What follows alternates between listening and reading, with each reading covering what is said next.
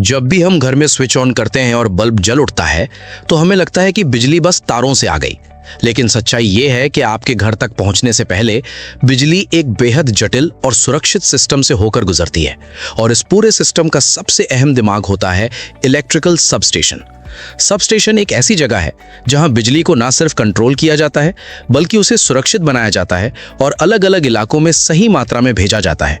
Power plant से निकलने वाली बिजली आमतौर पर 220 किलोवोल्ट या 400 किलोवोल्ट जैसी बहुत हाई वोल्टेज पर होती है, ताकि लंबी दूरी तय करते समय ऊर्जा का नुकसान कम हो। लेकिन इतनी हाई वोल्टेज को सीधे इस्तेमाल नहीं किया जा सकता, इसलिए जैसे ही ये बिजली सबस्टेशन में एंट्री करती है, सबसे पहले इसे सेफ्टी सिस्टम से गुजारा जाता है। यहाँ सबसे पहले आता है आइसोलेटर, जो देखने में एक बड़े नाइफ स्विच जैसा होता है, और इसका काम होता है लाइन को फिजिकली अलग करना, खासकर तब जब मेंटेनेंस या मरम्मत करनी हो।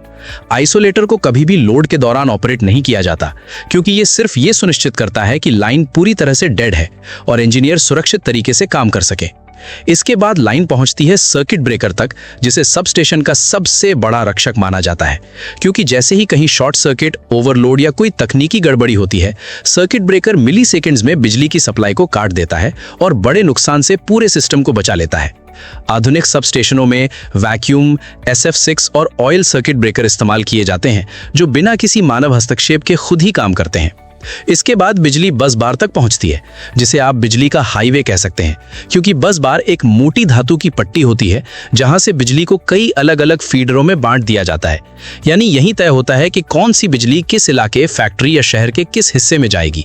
बस बार सिस्टम इतना डिजाइन किया जाता है कि अगर किसी एक लाइन में दिक्कत आए तो पूरा नेटवर्क प्रभावित ना हो।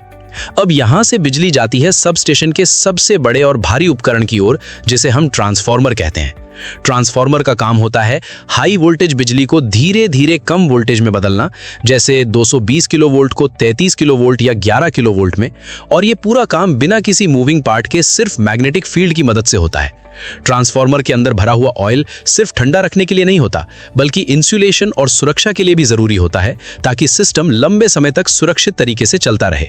वोल्टेज कम होने के बाद बिजली सबस्टेशन से बाहर अलग अलग आउटगोइंग फीडर्स के जरिए शहरों, इंडस्ट्रियल एरिया और लोकल ट्रांसफार्मर्स की तरफ भेजी जाती है, जहां आगे चलकर इसे 440 वोल्ट और फिर 220 वोल्ट तक लाया जाता है, ताकि हम इसे घरों में सुरक्षित रूप से इस्तेमाल कर सकें। आधुनिक सबस्टेशनों में एक कंट्रोल रूम भी होता है, जहां कंप्यूटर, सेंसर्स और SCADA सिस्टम के जरिए हर लाइन, हर ट्रांसफार्मर और हर फीडर की निगरानी की जाती है, जिससे किसी भी छोटी गड़बड़ी को समय रहते पहचान लिया जाता है और बड़े पावर फेलियर से बचाव हो सके।